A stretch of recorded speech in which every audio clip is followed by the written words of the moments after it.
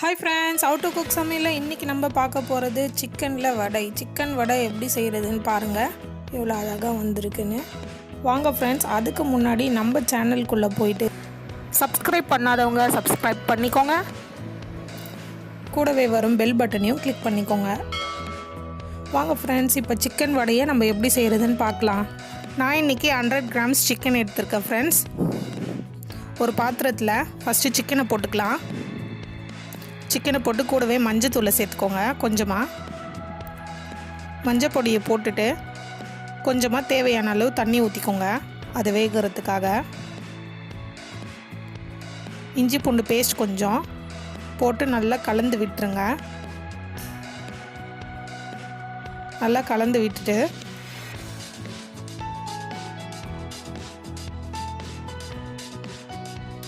நான் கொஞ்சமாக chilli powder add பண்ணுறேன். கூடவே இதுக்கு தேவையான அளவு உப்பு சேர்த்துக்கிறேன். இது எல்லாத்தையும் சேர்த்து நல்லா கலந்து விட்டுருங்க. அந்த கொஞ்சம் தண்ணியிலே சிக்கன் நல்லா வெந்ததும், தண்ணி நல்லா சுருண்டு வந்ததும் நம்ம ஸ்டவ் ஆஃப் பண்ணிடலாம். பாருங்கள் ஃப்ரெண்ட்ஸ், தண்ணி ஃபுல்லாக இழுத்து எந்த அளவுக்கு நல்லா வெந்து வந்திருக்குன்னு. இந்த ஸ்டேஜில் நம்ம ஸ்டவ் ஆஃப் பண்ணிடலாம். நான் கடலைப்பருப்பை 1/2 hour முன்னாடியே ஊற வச்சு எடுத்து வச்சுருக்கேன். அதில் கொஞ்சமாக நம்ம எடுத்து வச்சுக்கலாம் ஃபைனலாக போட. மீதி கடலைப்பருப்பை ஜாரில் போட்டுடலாம்.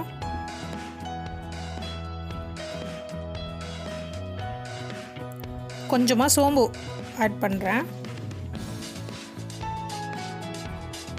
5 பல்லு பூண்டு ஆட் பண்ணியிருக்கேன். ஒரு துண்டு இஞ்சி, 2 காஞ்ச மிளகா, தேவையான அளவு உப்பு, இதெல்லாம் சேர்த்துட்டு நம்ம சிக்கன் வச்சுருக்கோம் இல்லையா, அந்த சிக்கனையும் அதுலேயே சேர்த்துடலாம். பாருங்கள், சிக்கனை சேர்த்துட்டு நம்ம தண்ணி அதிகமாக ஊற்றி அரைக்க வேண்டாம், கொஞ்சமாக சேர்த்து அரைச்சிக்கோங்க. நம்ம கடலைப்பருப்பு வடை எப்படி செய்வோமோ அந்த பதத்துக்கு எடுத்துக்கோங்க. பாருங்கள், மிக்சியில் வச்சு நல்லா அரைச்சி எடுத்துக்கலாம். பாருங்கள், இந்த மாதிரி எடுத்தால் போதும்.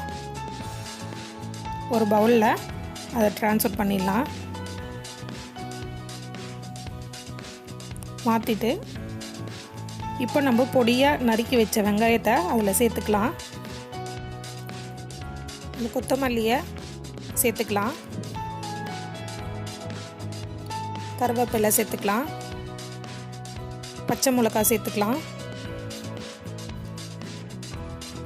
கடலைப்பருப்பு எடுத்து வச்சோம் இல்லையா, அதை சேர்த்துக்கலாம்.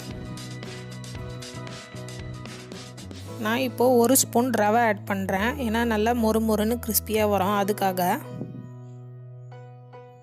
இதெல்லாம் போட்டு நல்லா கலந்து விட்டுக்கோங்க.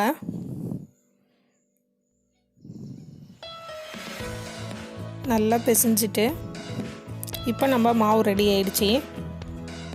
நம்ம எண்ணெய் வச்சு பொரிச்சு எடுத்துடலாம். ஒரு பாத்திரத்தில் எண்ணெயை தேவையான அளவு பொரிச்சு எடுக்கிற அளவுக்கு ஊற்றிக்கலாம்.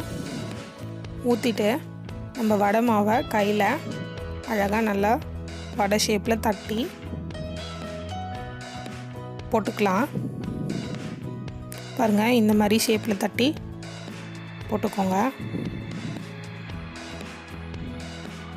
ஒரு வடையாக நான் போடுறேன்.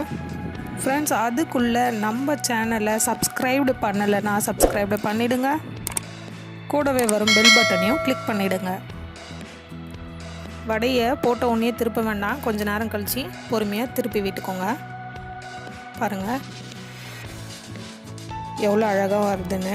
பாருங்கள், ரொம்ப ஈஸியாக செஞ்சிடலாம் ஃப்ரெண்ட்ஸ்.